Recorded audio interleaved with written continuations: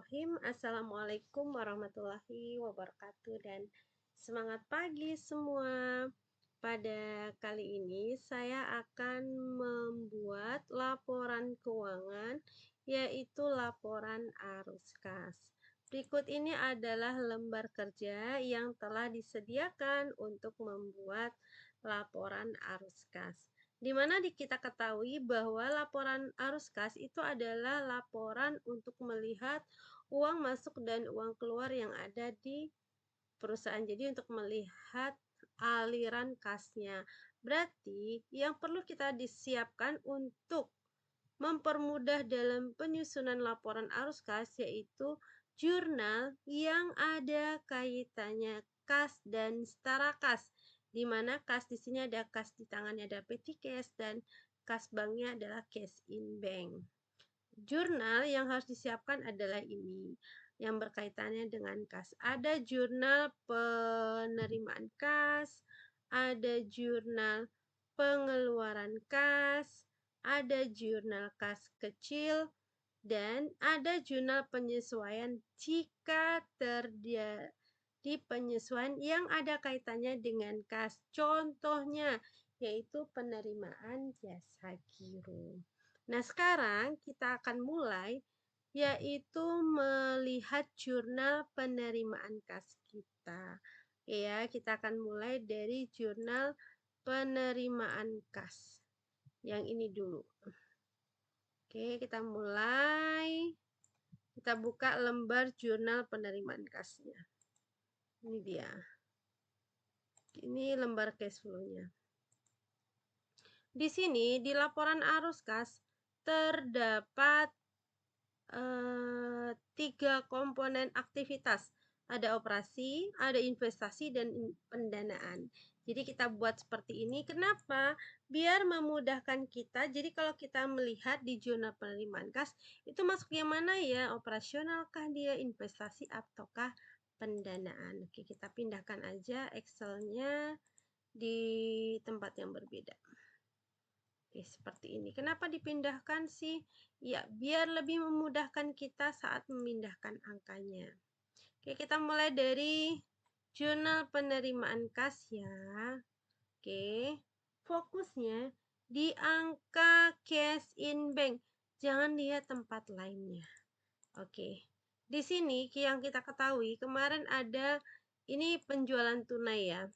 Ini pelunasan piutang. Berarti kalau pelunasan piutang itu kan dari customer. Jadi penerimaan dari pelanggan atau customer. Kita masukin aja di operasional. Nah, operasi. Jadi ini harus kasih yang dari aktivitas operasi ini yang berkaitan dengan usahanya. Berarti kita buat penerimaan dari customer atau dari pelanggan. Kita hitung nilainya di sini 150 juta tambah 20 juta ditambah dengan 120 juta. Terus kalau ada yang bertanya, Bu, itu kan ada toko Gina. Nah, toko Gina ini kan penjualan tunai ya, kita masukin aja penerimaan dari penjualan tunai. Kita buat di sini.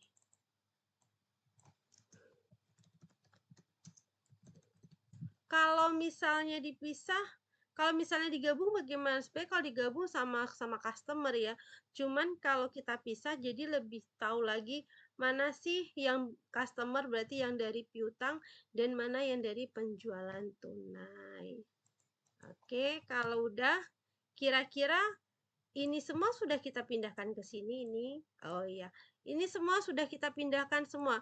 Lihat angkanya di sini. Kalau misalnya ada diskonnya berarti tetap fokusnya di sini ngeliatnya ya. Lihat angkanya yang di cash in bank-nya. Nah, ini totalnya udah sama dengan ini. Artinya jurnal penerimaan kasnya sudah selesai. Nah, ini maksud saya. Jadi lebih memudahkan kita. Kita kan udah nyiapkan jurnal yang berkaitan dengan kas untuk membuat laporan arus kas. Tapi kalau udah penerimaan kas selesai, ya tinggal lanjutannya gitu. Berarti ini udah selesai. Sekarang kita akan membuat laporan arus kas yang dari jurnal pengeluaran kas. Kita mulai. Buka dulu jurnal pengeluaran kas, ini dia. Kita lihatnya di mana? Fokus ke bagian cash in bank-nya. Karena pertama adalah di sini kita buat penerimaan dari pelanggan. Ya kalau pembayaran kan cash payment itu kan pembayaran ya. Pengeluaran kas berarti kan pembayaran, kita buat di sini pembayaran. Ada customer, pastinya ada supplier, berarti pembayaran kepada supplier atau pemasok. Kira-kira kalau jurnal pengeluaran kas itu bertambah apa berkurang kasnya? Oh betul, itu berkurang. Maka di sini kita harus membuat pengurangannya. Berapa nilainya? Nah, dari pembayaran hutangnya itu di sini, jangan lihat di sininya account payable-nya, tapi posisi kasnya. Barangkali ada diskon dan lainnya. Nah, ini dia. Berarti nilainya 170 juta tambah 150 berarti 320 juta. Kita kurangi di sini. 320 juta. Tinggal tulis saja.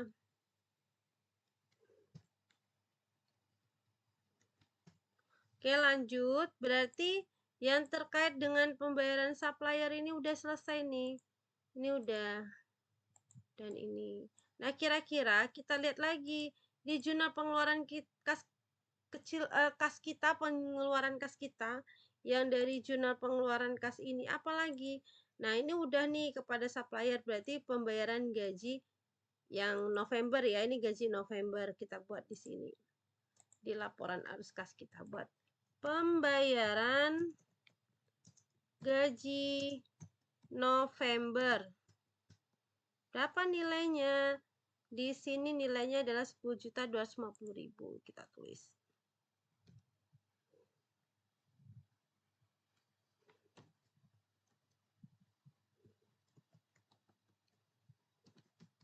Oke, lanjut. Berarti ini udah. Sekarang tinggal ini.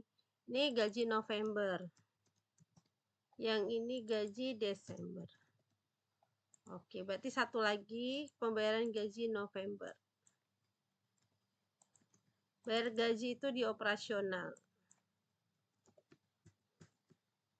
Gaji Desember adalah 9 juta.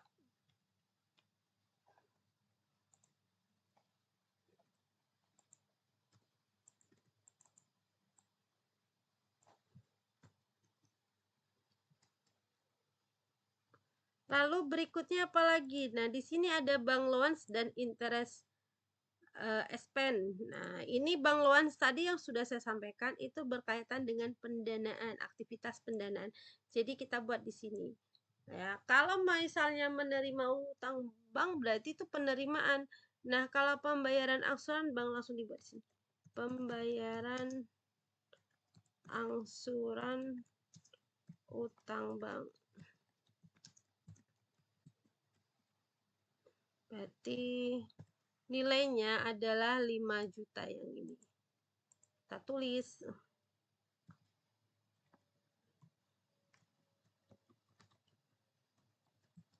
Oke. Di sini ada interest expense, kita buat di sini pembayaran interest expense 950. Oke. Setelah kita memindahkan, berarti untuk jurnal pengeluaran kas sudah selesai kita pindahkan ke laporan arus kas. Sudah kita pilih. Sekarang kita ke jurnal kas kecil. Ya, ini udah selesai semua. Oke, jurnal kas kecil. Kalau biar nggak lupa caranya setelah pembayaran, di sini kan setelah membuat pembayaran kepada supplier, fokus dari atas. Dari gaji November, terus pembayaran kepada supplier kan, habis itu bayar hutang, disusun sesuai urutan ini nggak apa-apa. Kalau jenisnya sama, tinggal dijumlahkan saja nominalnya. Begitu, tapi harus dijelaskan itu untuk apa aja. Nah, kalau udah berarti ke kas kecil. kalau sudah semua di jurnal pengeluaran kas kita pindahkan ke laporan arus kas, sekarang fokus di petty cash, pembayaran kas kecilnya ya, yang ini jurnal kas kecil. Oke, kita masukkan, dimulai dari pembayaran telepon November, tinggal dibuat pembayaran telepon November. Nah, seperti ini. Lalu ada lagi pembayaran, apalagi nih, pembayaran iklan, biaya iklan. Ada lagi pembayaran beban air. Seperti ini. Nilainya ini 200.000. Nah, seperti ini dibuat buka tutup kurung tuh kenapa? Karena untuk kita memudahkan kalau itu mau kita kurangi. Jadi kalau setiap melakukan pembayaran menggunakan arus kas itu pastinya kasnya berkurang, makanya buka tutup kurung itu adalah lambang kurangnya. Lalu ini berikutnya. Oke. Lalu kalau untuk melihat saldo awal kas dari mana nih? Nah, kalau saldo awal kas itu kita lihat dari dari saldo awal. Bisa dari sini. Dari saldo awal buku besar bisa atau dari soal. Sebentar kita Oke, kita cari saldo awalnya dari kas dan setara kas. Saldo awalnya kita jumlahkan. Nih, cash in bank, saldo awal cash in bank ditambah dengan saldo awal petty cash. Oke, seperti ini. Oke, kalau udah kita hitung. Nanti baru kita samakan jawabannya. Oke, apakah jawaban kita benar atau salah? Sekarang kita jumlahkan. Berarti dari customer ditambah dengan penjualan tunai. Lalu kita kurangi 320 juta. Dikurangi lagi yang ini 10 juta 250.000. Dikurangi lagi yang ini 9 juta. Dikurangi lagi 200.000. Dikurangi lagi 125.000. Dikurangi lagi 300.000. Oke, lanjut sini. Ini 5 juta kurangi 950.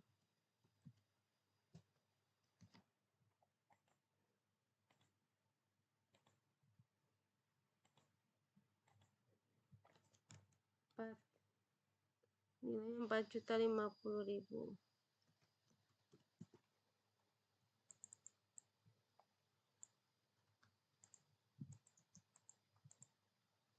Oke, kalau udah kita jumlahkan lagi. Sekarang yang nggak ada isinya kita ini aja, kita kecilin apa namanya kolomnya biar nampak keseluruhan.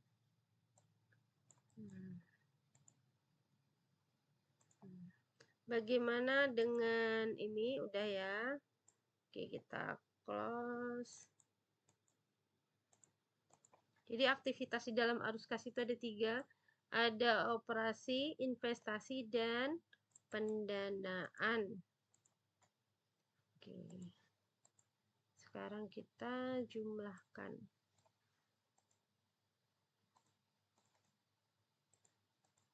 Oh ya, ini kan pembayaran, maaf ini salah. Ini pembayaran. Pembayaran itu harus kasih min semua. Maaf ini salah. Salah jumlah juga. Ini kan 5 juta, ini 1150, bukan dikurangin. Ini sama-sama pembayaran, berarti sama-sama mengurangi uang kas, berarti 5.950.000, maaf. Oke ya. Nah, sekarang ini lambangnya adalah kurang. Ya, jangan plus.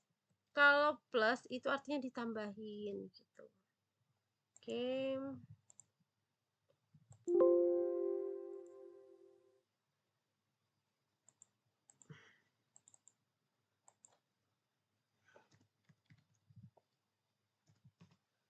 Oke, kenaikan. Kenapa kenaikan? Kalau aktivitas operasional atau aktivitas lainnya lebih besar daripada aktivitas investasi atau pendanaan. Misalnya operasional lebih besar pada investasi atau pendanaan.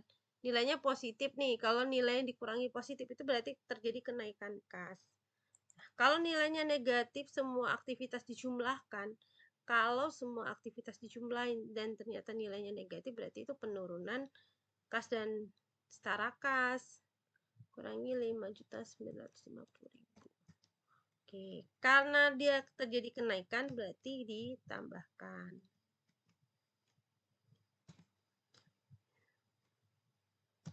Oke. Untuk melihat jawaban kita nih benar apa enggak sih? Nah, jawaban itu bisa dibandingkan di buku besar. Nih, jawabannya nanti bisa kita samakan dengan neraca lajur ya. Oke, neraca lajur bisa. Kalau ada penyesuaian, dia neraca lajur setelah penyesuaian berarti bisa dilihat dari nilai neracanya langsung. Dari sini. Kalau misalnya ini kan nggak ada penyesuaian, bisa nggak nilainya dari neraca dicocokin? Bisa. Dari nilai buku besar akhir yang ada di sini nanti itu juga bisa. Ya, kita lihat dari neraca saja. Atau dari neraca lajur bagian neraca saldo setelah penyesuaian. Kalau ada soal penyesuaian, kalau nggak cukup dari neraca saldo akhir juga udah dapat kok jawabannya. Oke, namanya kas dan setara kas. Berarti kita harus menjumlahkan kedua ini. Yang 450.357.000. Oke, ini dia sama ya nilainya. Nih, dengan jumlah kas kecil dan cash in bank. Ini dia. Kas dan setara kasnya. Jadi harus disamakan dengan yang ada di neraca.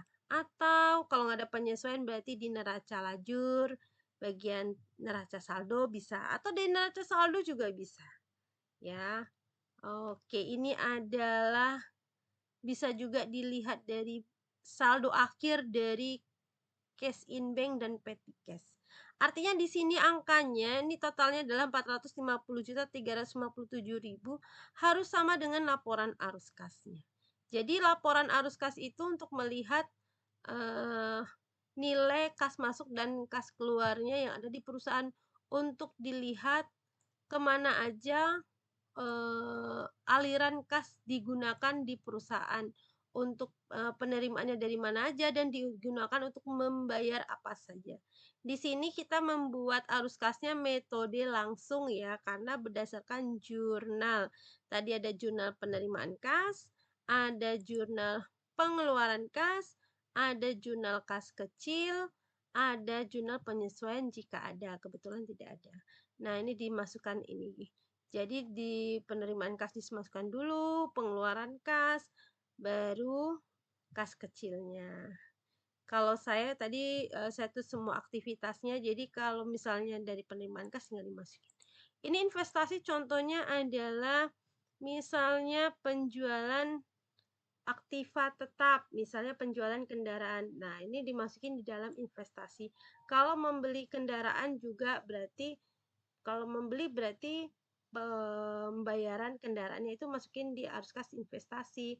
Tapi kalau dijual kendaraannya dan menerima uang dari penjualan berarti dimasukin ke investasi. Itu contohnya saja. Demikian video saya kali ini membuat laporan arus kas yang ada di PT Sukses. Terima kasih atas perhatiannya. Sampai ketemu di video berikutnya. Wassalamualaikum warahmatullahi wabarakatuh. Dan semangat pagi!